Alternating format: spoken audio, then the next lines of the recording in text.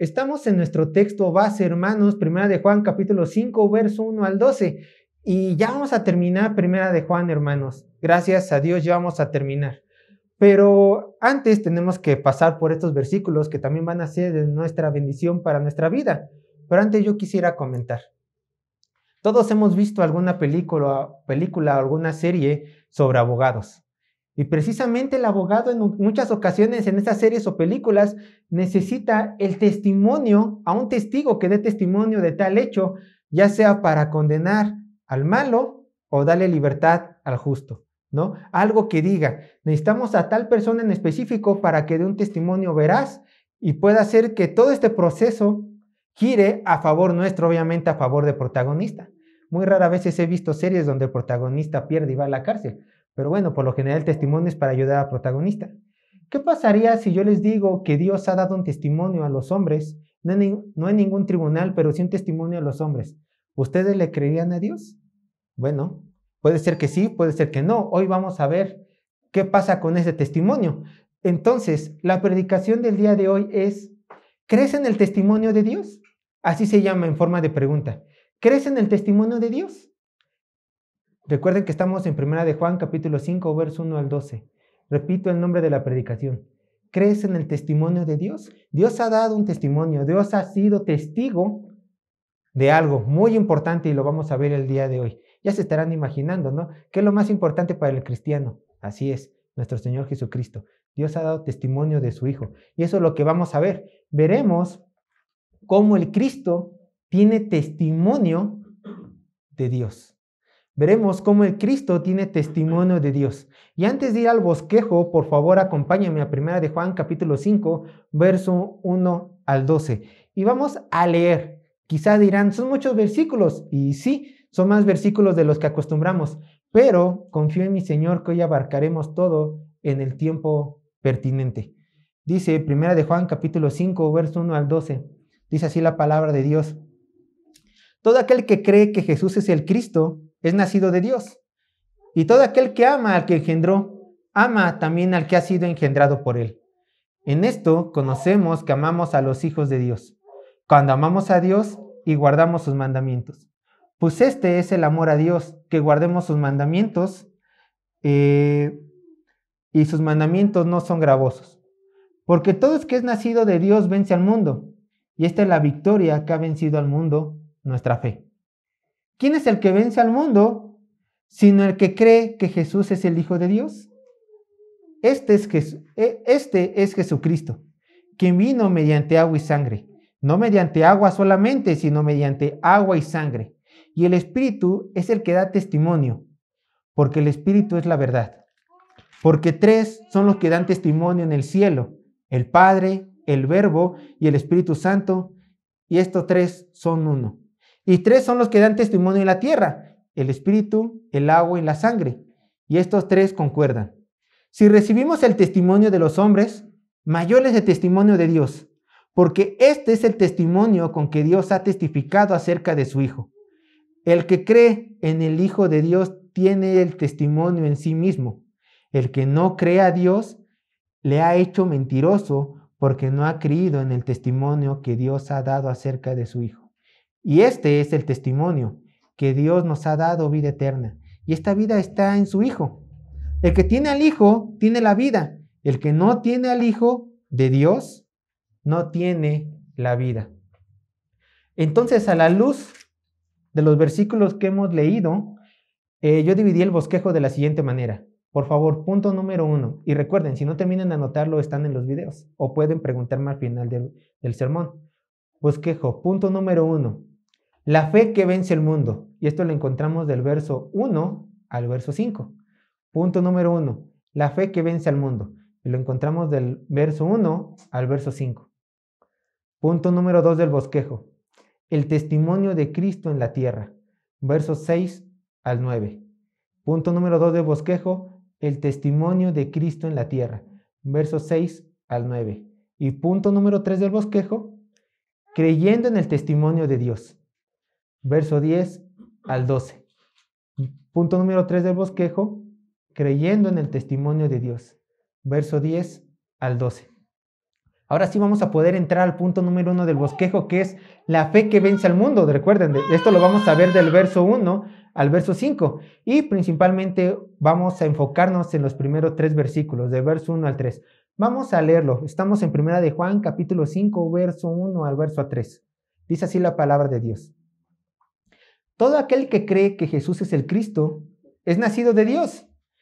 Y todo aquel que ama al que engendró, ama también al que ha sido engendrado por él. En esto conocemos que amamos a los hijos de Dios cuando amamos a Dios y guardamos sus mandamientos. Pues este es el amor a Dios, que guardemos sus mandamientos, y sus mandamientos no son gravosos. Si han estado poniendo atención a todos estos meses, a toda la predicación de Primera de Juan, han notado una vez más que Juan repite y repite los temas. Es como el papá que constantemente le dice a los hijos, haz esto, haz esto, haz esto. ¿Por qué Juan constantemente repite los temas en Primera de Juan? Porque él quiere que su audiencia, que sus hijos amados entiendan puntos importantes. Recuerden que ellos estaban siendo atacados por las doctrinas gnósticas, por falsas doctrinas, y muchas de las iglesias de Asia Menor estaban cayendo bajo estas enseñanzas falsas. Entonces, Juan constantemente les dice, esto es de Dios, esto no es de Dios. Esto tienen que aprender, esto no tienen que aprender. Entonces, en estos 3 versículos vemos 3 temas claves. Rápidamente los voy a decir. 3 temas claves que ya hemos estudiado a profundidad, donde podemos notar que Juan está una vez más, por amor a los hermanos, combatiendo las doctrinas gnósticas. Punto número 1. Y esto lo encontramos en el verso número 1. Primeramente, Juan vuelve a repetir que hay que creer que Jesús es el Cristo. Es indispensable que el cristiano crea que Jesús es el Cristo. ¿Por qué lo dice Juan? Bueno, porque los gnósticos creían en un Cristo, en un Jesús totalmente diferente a la Biblia. Déjenme decirles que no hay mayor evidencia que una persona pueda manifestar que realmente está en la fe que creer que Jesucristo es 100% hombre y 100% Dios. Esta es una doctrina central en la vida cristiana. Cristo, 100% hombre, 100% Dios. Por lo tanto, toda persona que forma parte de la iglesia de Cristo debe de confesar esta verdad. Cree en Jesús. Por eso Juan una vez más lo está combatiendo. Crean que Jesús es el Cristo. 100% Dios, 100% hombre. La segunda doctrina que está enseñando y que está combatiendo en la falsa enseñanza es esta: amar a los hermanos. ¿Por qué? Bueno, porque simplemente los gnósticos no amaban, ellos no enseñaban el amor. Si realmente tú te haces llamar hijo de Dios y dices creer en Jesús, como Cristo, por supuesto, entonces tienes que mostrar, tienes que manifestar amor a los hermanos en la fe. ¿Por qué? Porque hay que recordar que todos los hermanos formamos un solo cuerpo. Tú no puedes decir, amo a Cristo y no venir a la iglesia. Tú no puedes decir, amo a Cristo y no amar a tu propia iglesia local. ¿Por qué? Porque es como decirle a un hombre, oye, me caes muy bien. Voy a decir así, pero me cae bien gorda tu esposa. O al revés, oye, hermana, me cae súper bien, pero me cae bien gordo tu esposo. Si tú no amas a la iglesia de Cristo, estás ofendiendo a Cristo mismo, porque nosotros somos un solo cuerpo con la esposa, bueno, un solo cuerpo con nuestra cabeza que es Jesús. Entonces, cuando tú no vienes a la iglesia por una razón no válida, no estás amando a Cristo. No estás amando a los hermanos. Cuando tú no perdonas a tu hermano, cuando tú ves feo a tu hermano, puedes decir, puedes cantar, de hecho, amo a Dios, amo a Dios, amo a Dios, te amo Cristo, en cuanto te amo Cristo.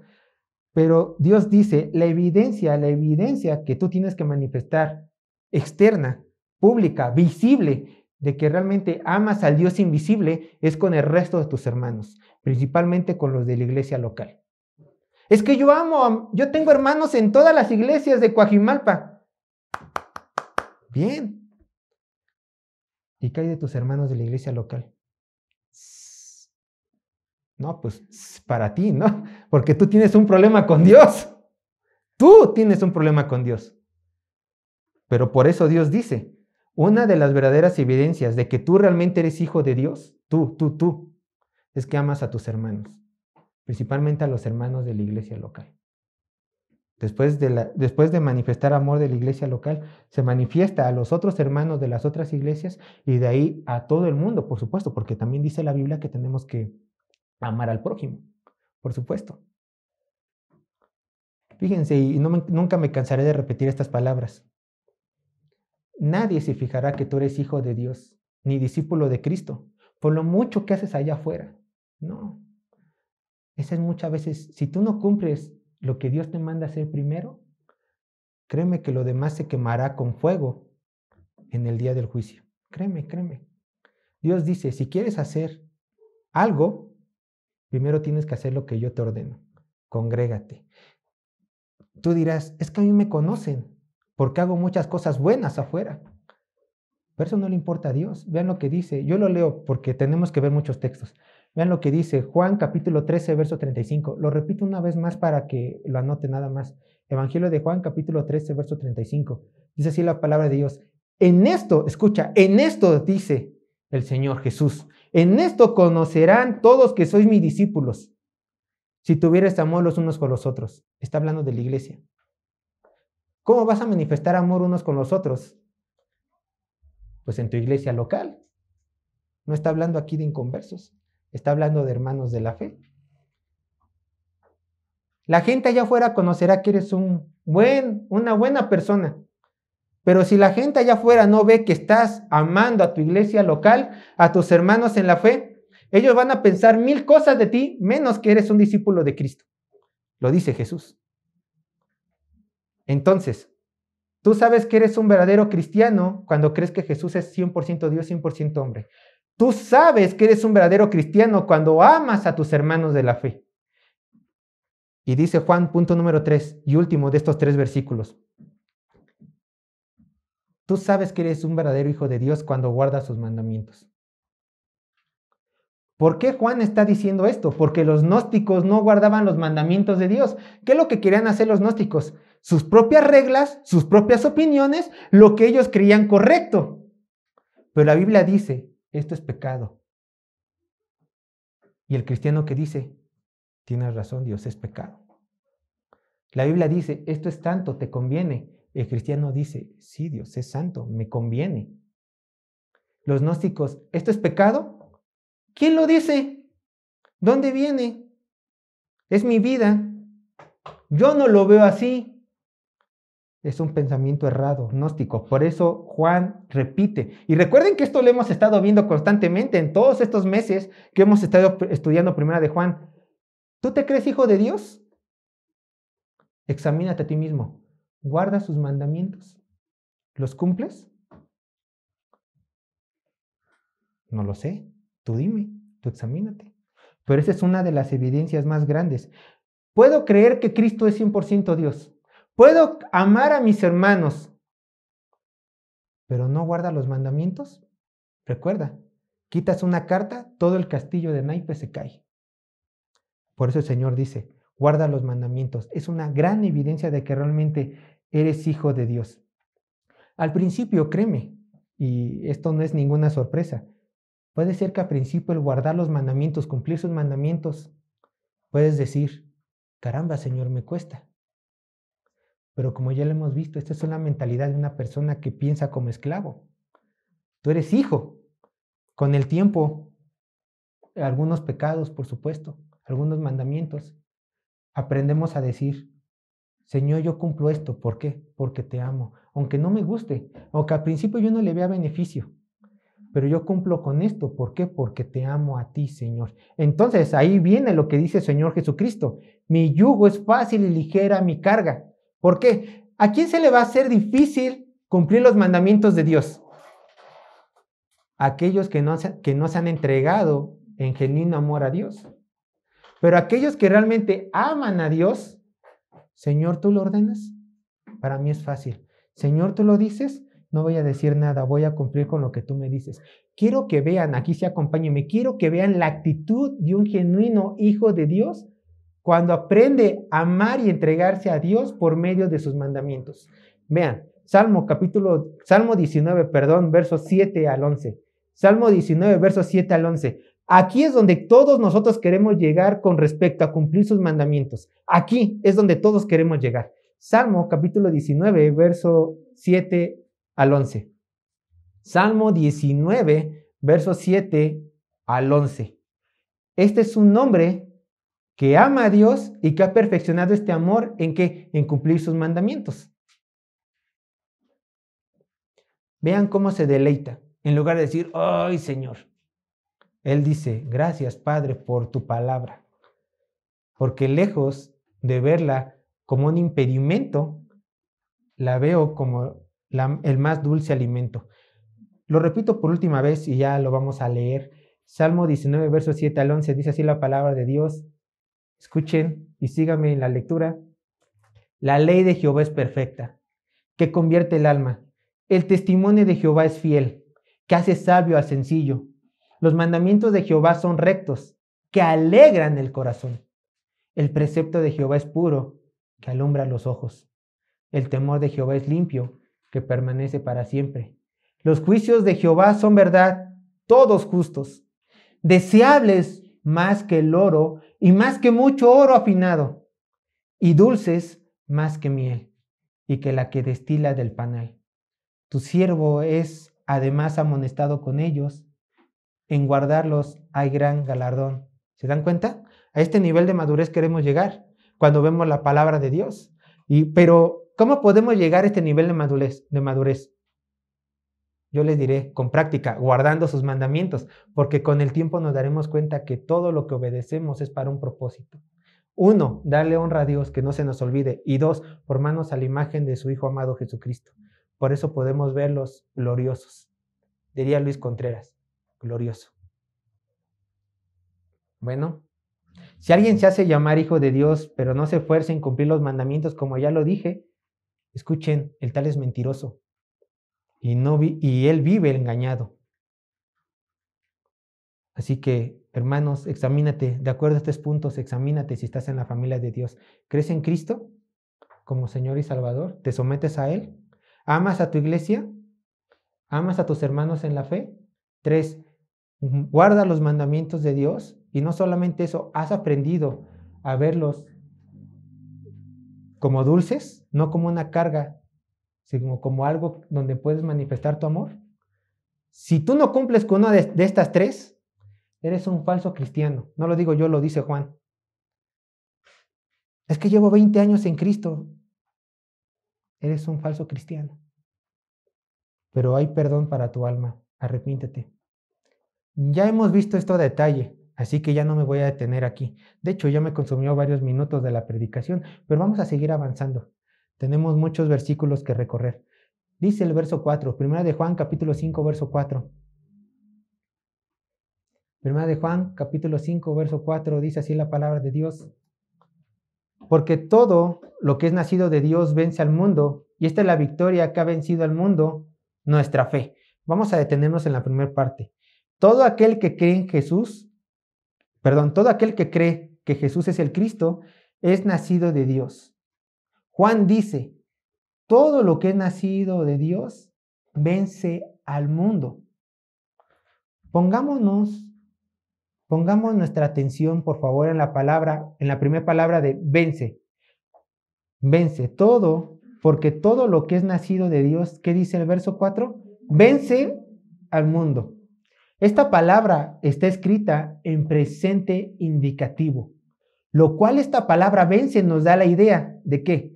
De una victoria continua y constante, de la forma como está escrita. Y hay muchas personas que niegan que el Hijo de Dios se encuentre en una guerra constante. ¿Contra quién? Contra huestes demoníacas, contra el sistema pecaminoso que se llama el mundo y aún contra nuestros propios corazones, nuestra concupiscencia, nuestro pecado. Pero vean lo que dicen las Escrituras. Las Escrituras realmente están diciendo, tienes una guerra, cristiano. Tienes una guerra que todos los días estás combatiendo. Dice Efesios capítulo 6, verso 12. Por cuestiones de tiempo solamente voy a repetir 2 veces. Efesios capítulo 6, verso 12. Dice así la palabra de Dios. Porque no tenemos lucha contra sangre y carne, sino contra principados, contra potestades, contra los gobernadores de las tinieblas de este siglo, contra huestes espirituales de maldad en las regiones celestes. Y aún Gálatas capítulo 5, verso 17. Gálatas capítulo 5, verso 17 nos habla de una guerra interna. Efesios habla de la guerra externa. Y aquí Gálatas capítulo 5, verso 17 nos habla de una guerra interna. Dice, porque el deseo de la carne es contra el espíritu y el del espíritu es contra la carne. Y estos se oponen entre sí para que no hagáis lo que queréis. Bueno, sabemos que la guerra es constante. Sabemos que la guerra es real. Sabemos que el cristiano no tiene brecha. Siempre va a estar peleando. Pero dice algo Juan, y lo dice en el verso 4, y lo afirma. Todo lo que es nacido de Dios, ¿qué hace? Vence al mundo. Juan constantemente en esta carta ya nos ha hablado de la victoria que el cristiano tiene sobre el mundo, sobre el pecado, sobre las huestes demoníacas. Vean lo que dice, 1 de Juan capítulo 2, verso 13. Lo repito una vez más. 1 de Juan capítulo 2, verso 13 dice, os escribo a vosotros, jóvenes, porque habéis ¿qué? Vencido al maligno. Ahora, 1 de Juan capítulo 4, verso 4. 1 de Juan capítulo 4, verso 4 dice, hijitos, vosotros sois de Dios y los habéis ¿qué? Vencido, porque mayor es el que está en vosotros que el que está en el mundo. Miren, hermanos, pongan atención. Nuestra lucha contra el enemigo, contra el mundo y contra nuestro pecado es constante, sí, pero a la luz de las Escrituras, tu victoria también tiene que ser constante.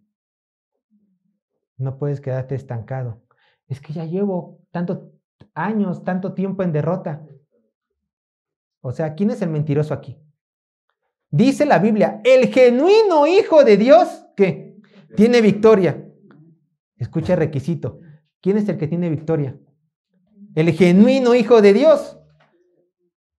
Bueno, quizá tú no tienes victoria porque no seas un genuino Hijo de Dios. Quizá, ¿no? Pero aquí es que el genuino Hijo de Dios va en victoria. De hecho, esa palabra, victoria en victoria, no quiere decir, tendré dinero sobre dinero. No te confundas. Victoria sobre victoria quiere decir que tú tendrás victoria sobre el pecado y todas las acechanzas del diablo que te mande. ¿Caíste en pecado? Todos caemos en pecado. Pero cuando la Biblia dice victoria en victoria, habla de que una vez que te caes, te arrepientes y vuelves. Te arrepientes y vuelves, te arrepientes y vuelves. Y un día este pecado que un día te está quejando, algún día, porque tú estás luchando, porque tú te estás esforzando en combatirlo, va a desaparecer. Y va a llegar un nuevo pecado, no lo olvides, pero también tenemos que pelear contra él. Continúa diciendo el verso 4, 1 de Juan capítulo 5, verso 4. Continúa diciendo, 1 de Juan capítulo 5, verso 4. Lo voy a leer desde el principio para que sigamos manteniendo la idea en nuestras mentes. Porque todo lo que es nacido de Dios vence al mundo. Continúa el texto y que aquí quiero que pongan atención. Y esta es la victoria que ha vencido al mundo, nuestra fe. Notemos que aquí el apóstol vuelve a ocupar la palabra venció, pero de una manera diferente. ¿Qué dice? Que vencido al mundo. La palabra que nosotros habíamos encontrado antes de vence habla de una victoria constante. Pero esta palabra, vencido, ahora está escrito en aoristo. ¿Y apunta a qué? Apunta a un tiempo determinado, pero en el pasado como algo definitivo. Entonces, se lo voy a traducir. Todo hombre que genuinamente ha nacido de Dios, por medio de la fe que tiene en Cristo, ya venció, conquistó de forma rotunda en su pasado, de forma definitiva, este mundo y todo aquello que lo pueda hacer daño. Bueno, por supuesto, su concupiscencia, este mundo, Satanás, él ya lo venció definitivamente en el pasado, desde el momento, ¿cuál? Desde el momento de su conversión. Qué padre, ¿no? Que solamente los hijos de Dios tengamos este privilegio, que ya hemos vencido al mundo. ¿Por qué lo sigo combatiendo? Bueno, porque el ataque es constante, pero en el sentido espiritual tú ya lo venciste, porque tienes el Santo Espíritu, el cual te da fuerzas para ir de santidad en santidad. Yo hago esta pregunta. ¿Por qué Juan coloca la fe del cristiano como nuestra victoria? Si se dan cuenta, así está escrita. Y esta es la victoria que ha vencido al mundo, nuestra fe. Aquí la coloca que la fe es nuestra victoria. Y él la coloca ¿por qué? Porque todo lo que es y hace el Hijo de Dios se nos es dado a nosotros. ¿Por qué? ¿Por qué medio? Por nuestra fe. ¿En quién? En nuestro Señor Jesucristo. Y todas las implicaciones por medio de la fe que esto puede llevar para nosotros. No es verdad, hermanos, que cada vez que nosotros somos tentados, recordamos lo mucho que nos ama nuestro Señor y evitamos caer en esa tentación. No es verdad, no es cierto que cuando pasamos un momento difícil, el verdadero cristiano voltea a ver a la cruz y encuentra consuelo para su alma. ¿Hay alguien de entre nosotros que piense que nuestra fe es falsa y que por lo tanto no es digna de obediencia? Al contrario, porque estamos seguros de que nuestra fe en Cristo es genuina, entonces somos capaces ¿de qué? De resistir con la armadura de Dios todos los ataques del enemigo, y aún después de haber recibido todos esos ataques, sin importar cuánto daño nos hayan hecho en lo físico y en lo espiritual, podemos voltear alrededor y decir, tengo victoria en Cristo Jesús. ¿Por qué? Porque Él me la ha dado por medio de la fe. Ella la conquistó por mí. Ese es el verdadero pensar de cristiano. Por favor, vayan a 1 de Juan capítulo 5, verso 5. Entonces, como nosotros podemos decir y estar conscientes de que tenemos la victoria de nuestra fe, porque Cristo nos la ha dado, podemos hacer también esta pregunta, podemos lanzarla al aire en manera de victoria y decirlo igual que el apóstol Juan dijo, 1 de Juan capítulo 5, verso 5. ¿Quién es el que vence al mundo, sino el que cree que Jesús es el Hijo de Dios? Podemos decirlo porque sabemos la respuesta. Miren, hermanos, miren. El mundo siempre buscará engañarte. El mundo siempre buscará engañarte. ¿Cómo? Haciéndote creer que tú lo venciste. ¿De qué manera? Con dinero, con fama, con estabilidad económica, con confort. Así el mundo te quiere hacer engañar. Así el mundo te quiere engañar diciéndote, tú ya me venciste, ya tienes dinero. Tú ya me venciste, ya tienes estabilidad. Tú ya me venciste, ya no hay problemas en tu casa. Tú ya me venciste, ya eres reconocido por todos en la calle como cristiano. Ya me venciste. Así te quiere engañar el mundo. Pero Juan deja en claro algo, que solo y únicamente los que han tenido una fe verdadera en Cristo Jesús, realmente ellos son los que han vencido al mundo. No te tiene que importar la fama, no te tiene que importar la estabilidad económica. En algún sentido, no estoy diciendo que lo hagas a un lado, pero en algún sentido no tienes que conformarte solamente con que tengas estabilidad en tu familia. Así tú no has vencido al mundo. Has vencido al mundo cuando tienes una fe madura en que realmente eres hijo de Dios y lo obedeces, por supuesto. Ahí sí has vencido al mundo. Ahí sí hay victoria en tu vida. De otra manera, no. Puede ser que todo esté bien en tu vida, pero si no crees genuinamente en Cristo, si no te aferras a esa fe, entonces el mundo te ha vencido a ti. Esa es la realidad más grande. Por supuesto que hay un sentido de honra. Si tú realmente has vencido al mundo porque has creído en Jesucristo y porque eres un genuino hijo de Él, debes sentirte contento, hermano. ¿Por qué? Porque la victoria es tuya, porque el Señor ya la consiguió en la cruz. Porque el Señor ya ha hecho todo para que tú formes parte de la familia celestial. Y así nosotros podemos decir las siguientes palabras. 1 Corintios capítulo 15, verso 57. 1 Corintios capítulo 15, verso 57. Mas gracias sean dadas a Dios, que nos da la victoria. ¿Por qué? Por medio de nuestro Señor Jesucristo. Gracias, Padre. Gracias. Vamos a entrar en la segunda parte del bosquejo. Y quiero que antes de que entremos, ustedes tengan esto presente. Que en los siguientes pasajes, del verso 6 al verso 9, estos versículos hablarán del testimonio que Dios y el Espíritu Santo dan afirmando sobre la divinidad de Cristo. En estos versículos vamos a encontrar los testimonios del Dios Padre, Dios Espíritu Santo, donde afirman la divinidad ¿de quién? De nuestro Señor Jesucristo. Vamos al verso 6, primera de Juan capítulo 5, verso 6. Como tenemos que abarcar tantos versículos, ya vi sus caras, estamos avanzando un poco rápido, pero es necesario.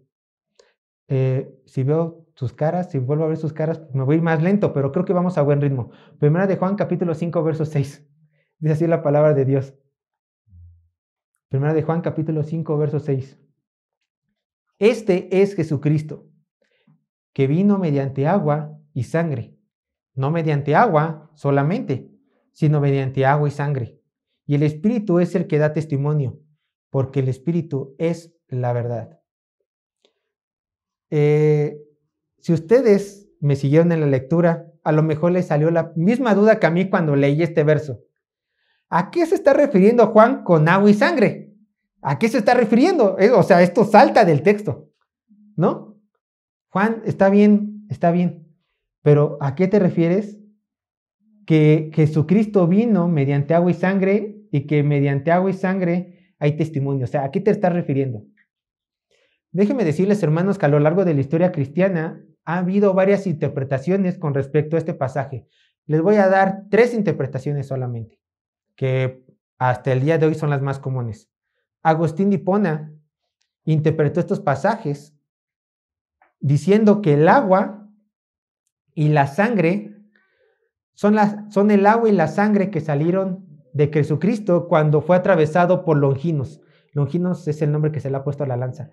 Bueno, no está en la Biblia, pero a mí me gusta decir a la lanza Longinos, ¿no? Bueno, cuando fue atravesado. Dice Agustín de Hipona que se está refiriendo al agua y la sangre que brotó de su cuerpo. Lutero y Calvino, aquí nos estamos viendo ya más reformados. Lutero y Calvino dicen que el agua se refiere prácticamente a bautismo y la sangre se está refiriendo a la cena, pero a la cena del Señor, pero en el sentido de los sacramentos. O sea que el bautismo del cristiano y la santa cena que celebra el cristiano. Agua y sangre, esto dice Lutero y Calvino. Pero existe otra interpretación que yo creo en lo personal que es la correcta y es la que yo quiero que ustedes mediten y abracen y es la que yo les voy a presentar como correcta. El agua se refiere al bautismo del Señor en el momento histórico.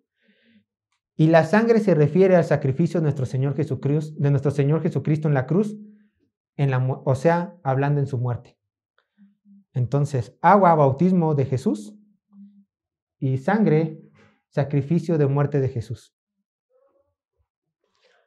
¿Por qué les digo esto? ¿Por qué Juan lo está volviendo a marcar esto? ¿Por qué Juan está llamando a estos 2 testigos? Porque quiero que entiendan, o más bien recuerden, que en tiempos de Jesús, los gnósticos tenían ideas muy erradas de Cristo.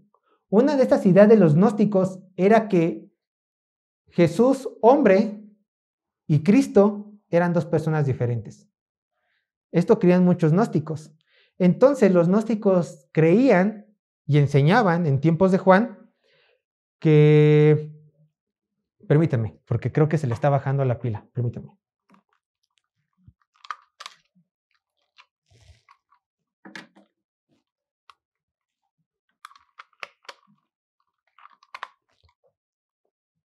Sí, ya estaba en luz roja. Regresando a la idea, en tiempos de Juan los gnósticos creían y enseñaban falsamente que Jesús, hombre, y Cristo eran 2 personas diferentes. Obviamente Cristo era la divinidad que había descendido. Ellos decían, cuando Jesús se bautizó en el Jordán por Juan el Bautista, bajó el Cristo y posó en él. Y cuando Jesús fue crucificado, antes de morir, el Cristo lo abandonó y solamente murió Cristo. Bueno, solamente murió Jesús, el hombre. Entonces ellos hacen esta división. Esto es lo que enseñaban los gnósticos. Para los gnósticos y para muchos cristianos, desgraciadamente, bueno, cristianos, entre comillas, para muchas personas, mejor lo digo, para muchas personas les cuesta trabajo afirmar lo que la Biblia afirma. Cristo, Jesucristo, 100% Dios, 100% hombre. Los gnósticos decían Jesús 100% hombre y el Cristo, un ser aparte, 100% Dios. Pero Juan quiere refutarlos por medio de los hechos históricos que ocurrieron.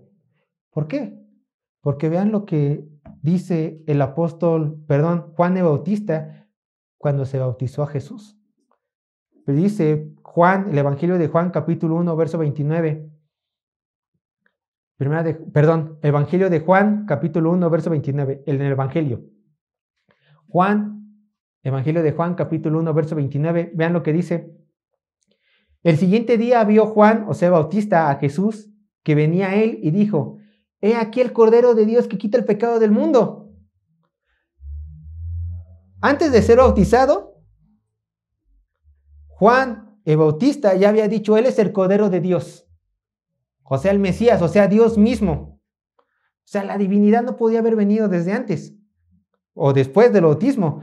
Él ya era divino, Jesucristo ya era divino. Y en Mateo capítulo 3, verso 16 al 17, Mateo capítulo 3, verso 16 al 17 dice lo siguiente: Y Jesús, después que fue bautizado, subió de luego del agua, y aquí los cielos le fueron abiertos, y vio al Espíritu de Dios que descendía como paloma y venía sobre él. Y hubo una gran voz de los cielos que decía: Este es mi Hijo amado, en quien tengo complacencia. Nunca dijo: Jesús no es mi Hijo, el Cristo es mi Hijo, no, sino que dijo: Este es mi Hijo amado, en quien tengo complacencia. ¿Por qué? Porque Él es Dios. Porque Él es Dios. Entonces podemos ver que el bautismo da testimonio histórico y bíblico de que Jesucristo ya era divino y que es divino desde su nacimiento. Vamos con el otro testigo que Juan trae a la mesa: la sangre y la muerte de nuestro Señor Jesucristo. Fíjense que Jesús padeció por todos nosotros y antes de morir dijo las siguientes palabras. Las repito yo mucho porque quiero que ustedes las aprendan. Juan capítulo 19, verso 30. Evangelio de Juan capítulo 19, verso 30. Dijo lo siguiente nuestro Señor: Cuando Jesús hubo tomado el vinagre, dijo: Consumado es, consumado es. Y habiendo inclinado la cabeza, entregó el Espíritu. Hermanos, solo el descendiente de Adán, 100% hombre, pudo haber sido sacrificio digno en representación de toda la humanidad. Pero solamente Cristo, Jesucristo, 100% Dios al mismo tiempo, pudo haber sido el sacrificio perfecto que Dios necesitaba. Entonces, cuando Jesucristo dijo: Consumado es, yo, en todo mi ser, he acabado con la obra que solamente el descendiente de Adán en la carne y Dios pudieron haber terminado. Yo soy Jesús, 100% hombre, 100% Dios. Así la sangre da la evidencia. Así la muerte de Cristo da la evidencia de que Jesucristo era divino. Pero vean que Juan continúa diciendo en el verso 6. Primera de Juan, capítulo 5, verso 6. Primera de Juan, capítulo 5, verso 6. Dice: Y el Espíritu es el que da testimonio, porque el Espíritu es ¿qué? La verdad. Hermanos, no se podía esperar menos de Dios. La tercera persona de la Trinidad da testimonio sobre la divinidad y el ministerio del Cristo. Juan dice que hay que creer en su testimonio por una pequeñita razón, por así decirlo. El Espíritu es la verdad. Entonces la razón ya no es pequeña, la razón ya lo es todo. Espíritu Santo, ¿por qué te vamos a creer a ti que das testimonio del agua y de la sangre? Y el Espíritu Santo: porque yo soy Dios. Nada más. ¿Te basta? Claro, Señor, me basta. Juan capítulo 15, verso 26, Evangelio de Juan capítulo 15, verso 26. Vean sobre quién es el Espíritu Santo. Juan capítulo 15, verso 26. Porque cuando venga el Consolador, a quien yo os enviaré del Padre, escuchen, el Espíritu de verdad, el cual procede del Padre, Él dará testimonio acerca de mí, o sea, acerca de Cristo. Juan, un capítulo después, Juan capítulo 16, verso 13. Juan capítulo 16, verso 13. Pero cuando venga el Espíritu de verdad, o sea, el Espíritu Santo, Él los guiará a toda la verdad, porque no hablará por su propia cuenta, sino que hablará todo lo que oyere y os hará saber las cosas que habrán de venir. Ese es el Espíritu Santo. ¿Y ya nos guió a quién? ¿A Él mismo? No, a Cristo, porque este fue el convenio de la Trinidad. Nos está guiando el Espíritu Santo a Cristo, a Cristo, a Cristo. Aquí encontramos un paralelismo. En estos dos versículos, 3, que hemos leído, dicen que el Espíritu Santo es la verdad. Alguien más ha dicho que es la verdad. ¿Se acuerdan? ¿Acaso nuestro Señor no dijo, yo soy el camino, la verdad y la vida? ¿Qué me da a entender esto? Que Cristo es Dios y que el Espíritu Santo es ¿qué? Es Dios. Así de simple. Así de simple. Un solo Dios, tres personas distintas. Padre, Hijo y Espíritu Santo. Vamos a continuar con nuestro texto base. Pero antes quiero, entre comillas, hacer un paréntesis. ¿Ven el verso 7? ¿Lo ven en sus Biblias? La mayoría de aquí tenemos Reina Valera o Biblia de las Américas. Es la Biblia que nosotros aconsejamos que ustedes compren. Dice el verso 7. Porque tres son los que dan testimonio en el cielo, el Padre, el Verbo y el Espíritu Santo, y estos tres son uno. Y cuando lo leemos podemos decir, qué hermoso texto. Habla de la Trinidad. Ay, hermanos, tengo unas noticias. Este verso no viene en los manuscritos más antiguos.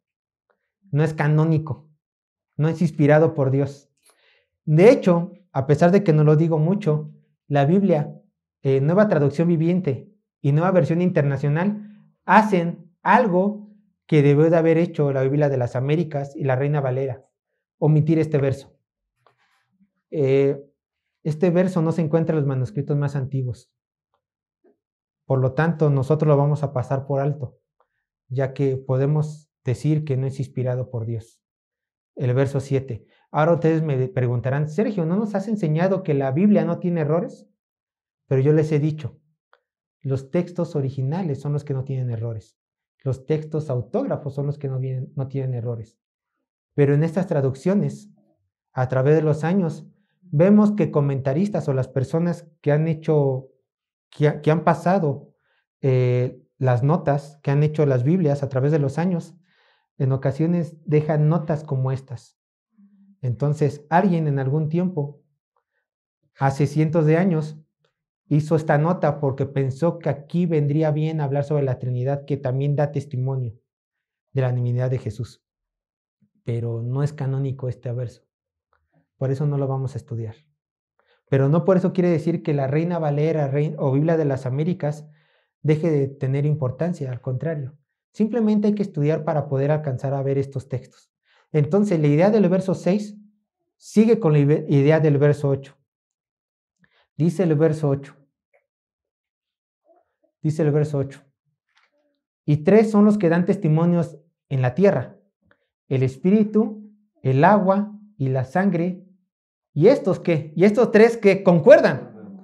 ¿Y estos tres concuerdan? ¿Recuerdan algo de la ley judía, hermanos, de la ley mosaica? ¿Cuántos testigos se necesitaba para que alguien fuera enjuiciado? 3. Juan era judío. Entonces Juan en sus escritos dice, bueno, voy a poner a 3 testigos. Primeramente, arriba de todos, el Espíritu Santo, el agua y la sangre. Vean, el verso que habla sobre estos 3 testigos en el Antiguo Testamento es Deuteronomio capítulo 19, verso 15. Deuteronomio capítulo 19, verso 15. No se tomará en cuenta a un solo testigo contra ninguno en cualquier delito ni en cualquier pecado, en relación con cualquier ofensa cometida. Solo por el testimonio de 2 o 3 testigos se mantendrá la acusación. Fíjense, hermanos, que ocurre algo muy, pero muy interesante. Regresémonos en la noche que nuestro Señor fue apresado. ¿Cuántos testigos falsos se pusieron de acuerdo para hablar en contra de nuestro Señor? le pagaron a varios, ¿no? Pero ¿cuántos concordaron en su testimonio? Dice las Escrituras, pongan atención, capítulo 14, versos 56 y 59. Mateo capítulo 14, versos 56 y 59. Lo vuelvo a repetir. Mateo capítulo 14, versos 56 y versos 59. Escuchen, porque muchos decían falsos testimonios sobre él, pero sus testimonios, ¿qué? No concordaban. Verso 59. Pero ni aún así concordaban en el testimonio. Esto es lo que escribe Mateo. Los testimonios de estas personas no concordaban. Pero vean, pero el espíritu, el agua y la sangre, ¿qué hacen? Sí se ponen de acuerdo y testifican que Jesucristo es Dios mismo. Vamos a regresar a nuestro texto base. Primera de Juan capítulo 5, verso 9. Primera de Juan capítulo 5, verso 9. Una vez hablando de que realmente el testimonio del Espíritu Santo, el testimonio del agua y la sangre se ponen de acuerdo para hablar de la divinidad de nuestro Señor Jesucristo, podemos regresar a nuestro texto base en Primera de Juan capítulo 5, verso 9. Primera de Juan capítulo 5, verso 9 y leer lo siguiente. Si recibimos el testimonio de los hombres, mayor es el testimonio de Dios. Porque este es el testimonio con que Dios ha testificado acerca de su Hijo. Lo dije en la introducción de este sermón. Cuando hay un juicio de una persona aquí en la tierra, se permite el testimonio de personas para hablar en favor o en contra del acusado. Obviamente, este testimonio puede hacer que el juicio dé un giro de 180 grados a favor de una parte o de otra. Y Juan aquí está apelando al razonamiento de sus lectores. Si en un juicio humano terrenal se permite a testigos que hablen en favor o en contra del acusado, ¿por qué nosotros, hombres, que venimos del polvo, no vamos a aceptar el testimonio de nuestro Dios encontrado únicamente en las Escrituras? Si Dios es Dios, ¿no merece ser escuchado? Si Dios es Dios, ¿no merece ser reconocido como veraz? Entonces, dice Juan, tienes que reconocer que el testimonio de Dios se encuentra en los escritos. Tienes que reconocer que antes que cualquier testimonio de cualquier hombre, Dios ha hablado y ha dicho, este es mi Hijo amado en que tengo complacencia. Que dice, a Él creer, a Él seguir. Él es divino. Este es el testimonio que nosotros tenemos que tener para con Dios. Y aquí ya estamos terminando, hermanos. Estamos a punto de terminar. Vamos al punto número 3 del bosquejo, creyendo en el testimonio de Dios. Y esto lo vamos a ver de los versos 10 al verso 12. Vean lo que dice el verso 10. Ya estamos al punto de terminar. Primera de Juan, capítulo 5, verso 10. Dice así la palabra de Dios. Primera de Juan, capítulo 5, verso 10. Dice, el que cree en el Hijo de Dios tiene el testimonio en sí mismo. El que no cree a Dios le ha hecho mentiroso porque no ha creído en el testimonio que Dios ha dado acerca de su Hijo. Hermanos, Dios ya ha hablado. Dios ya ha hablado. Y ha dado su testimonio a los hombres. Ahora el punto es este. ¿En qué lado de la balanza estás? El Espíritu Santo ha dicho, Cristo es divino. Dios ha dicho, Cristo es divino. ¿Dónde lo encontramos? En las Escrituras, por supuesto. ¿En qué parte de la balanza estás? ¿Crees que Jesús es el Hijo de Dios? Entonces, ¿crees en el testimonio de Dios? ¿No crees que Jesús sea el Hijo de Dios? Entonces, ¿no has creído en el testimonio de Dios, el Padre, ni el Dios Espíritu Santo? Antes de que sigamos, quiero que tú tomes en cuenta los atributos de Dios. Dios ha dado su testimonio, ¿cierto? Él ha dicho, yo digo que Jesús es mi Hijo y por lo tanto Jesús es divino. 100% Dios, 100% hombre. Recuerda sus atributos. Dios es omnisciente, o sea, todo lo sabe. Dios es omnipresente, en todas partes está. Dios es veraz, o sea, en Dios no hay mentiras. Dios no se equivoca. ¿Y qué es que Dios no se equivoca? Pues que Dios no se equivoca. Y también podemos añadir, Dios no se arrepiente. No es que hoy diga, no es que ayer, cuando fue escrito esto, ayer haya dicho Dios, Jesucristo era 100% Dios, 100% hombre. Ay, pero ¿qué creen? Me arrepiento, hoy no lo es. No. Si Dios ha dado un testimonio de su Hijo, lo seguirá dando hasta el fin de los siglos. Entonces, tome en mente esto. Antes de que contaminemos nuestras mentes, a lo mejor con un artículo de alguna revista, estamos contaminando nuestra mente con algún video de YouTube que diga, o algún programa en televisión que diga que Jesucristo no es Dios. Recuerda que el Padre y el Espíritu, que son Dios mismo, han dado su testimonio. Y recuerden estos atributos. Aquí sí quiero que todos lean esto. Evangelio de Juan, capítulo 3, verso 33. Evangelio de Juan, capítulo 3, verso 33.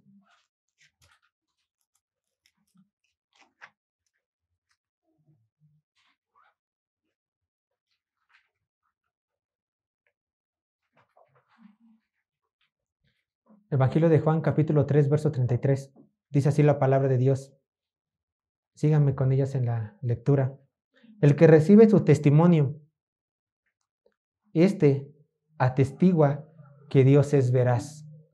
Cada vez que tú crees, hablando específicamente del tema que nos toca, de que Cristo, de que Jesús es el Cristo, de que Jesús es divino y 100% hombre al mismo tiempo, tú estás atestiguando que lo que Dios dijo es verdadero.